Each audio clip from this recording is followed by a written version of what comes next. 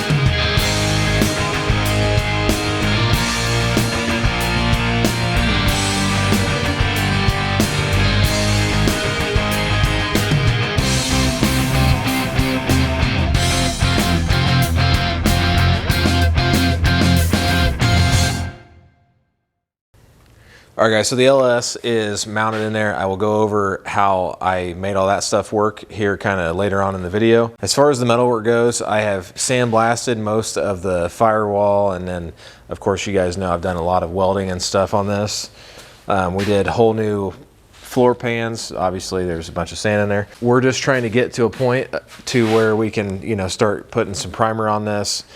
But the big thing is whenever you're fitting all this stuff in here, it's way more likely that you're going to start scratching stuff. So I like to just get like engine mounts figured out, transmission cross member figured out, then pull everything apart, and then we can worry about making it all look good. So really all of this is just so that the final assembly goes extremely smooth, and then we'll go through there and do all the little finishing touches and stuff. So all right, so if you're new to the channel, this is a 56 Chevy, and we're doing an LS swapped build on it. It's going to be a full restoration, so it's going to be start to finish on here. All of the videos and stuff that I have are in a playlist, so if you're interested and you want to get caught up, then make sure you go check those out. All right, so I'm going to show you guys the front. So basically, I have started from kind of here forward as far as like treating the frame, coating the frame.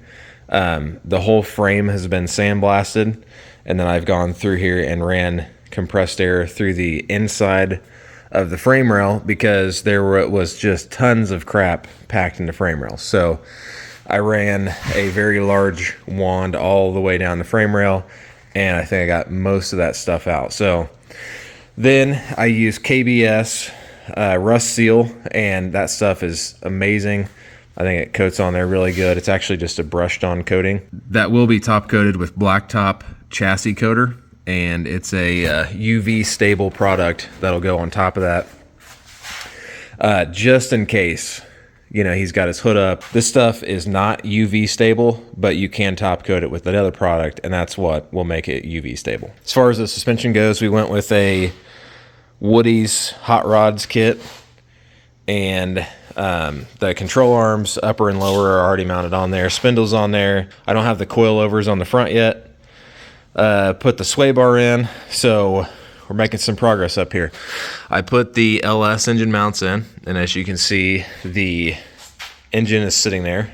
This is an LM7, so this is like the 5.3 liters. I think it's rated for about 450 horsepower at the crank. So the nice thing is that the LS swap kit for this actually has a slider bracket on it. So the engine can actually go towards the firewall or up here closer to the front of the car, about a half an inch. There's not that much adjustment to it, especially once you set it in place there. There's a little bit of adjustment, and that's kind of nice. So, but the big thing that we're worrying about is obviously the angle of the engine, which it's sitting pretty level, and that's exactly the same as what the car is sitting at right now. So it's level with, or it's parallel to the frame, which is what we want. So, and of course we do have some play up and down. We can move some things around, but we want to see if the transmission will fit right there. So it might be a tight squeeze, but we're going to find out. It's a 4L60E that we're going to use. So we're going to just support this as much as we can. I know I already have a floor jack underneath it, but we're going to try to bring the transmission up to it, bolt that to the transmission, and then just see where our transmission cross member is going to be. So, but as you can see, there's plenty of room here. We have tons of space. I'm not worried about anything so far. So let's go ahead and see if we can get the transmission in there. All right, guys, transmission is now in there and everything looks really good. There's plenty of clearance as far as getting to the back of the bolts if you need to. So went ahead and centered it up left or right here. So it's sitting in there perfectly straight.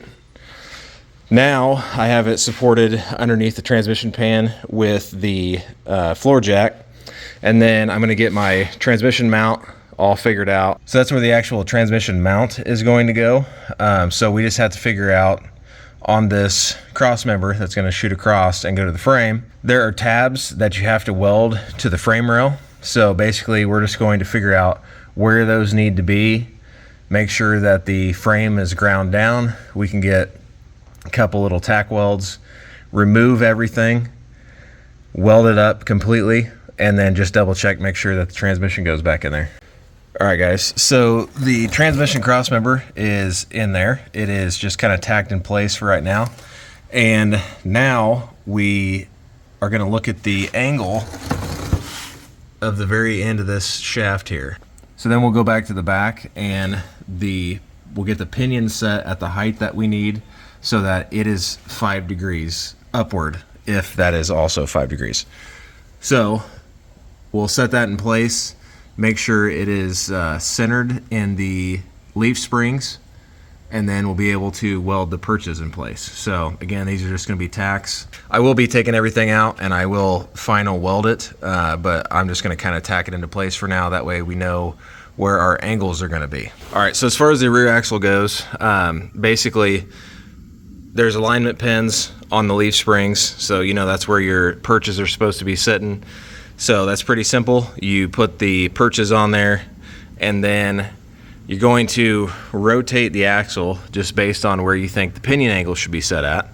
But also don't forget that whenever the car is under load, or whenever the full weight of the car is on there, it's obviously going to change some stuff. So just as a double check, I would probably recommend throwing some U-bolts on there, bolting it down temporarily, you know, dropping the car back down on its weight, even though this is not like the full weight of the car, but it'll give you a better idea of what the actual pinion angle is going to be when it's under full weight. So that's like one final check that I would do. If you get this incorrect, it's not like it's the end of the world. You just need to get it close, and then You can use shims and stuff to correct the pinion angle. But I think I'm pretty happy with where that's at. So I'm gonna go ahead and tack that into place, and then we'll move on. All right, guys, so from here, the plan is to take the engine, transmission, everything back out. We'll go in and do steering linkages and stuff like that, because this is going to go back up on the lift, because there is going to be another car in here, which is going to sit right here. So I will be restoring that car. I will talk to you about that in the video, but I think you guys will love it. So from now on, we're gonna have 2 restorations going at one time in here, and in the future, that's not gonna be a problem because we're building a much bigger building. For right now, it is a tight squeeze. There's car parts just about everywhere. So, but the new building is going to be substantially bigger, and I will go over that in another video as well, because it's going to be the future of Jake Harrington Garage. So I'll get into the details on another video, but it's gonna be like 4 times the size of what we have right now. So I am super excited. All right, guys, I just want to say thank you so much for watching this video and supporting the YouTube channel. The YouTube channel's actually been growing really good, so I do appreciate that. And if you know anybody that might like this kind of stuff, make sure you share it with them. Just keep this growth going. I would greatly appreciate that. Also, make sure that you go to the Facebook page. There's a lot more build information on more of the specifics and stuff. So make sure you go check that out. Thanks again for watching. I'll see you guys in the next video.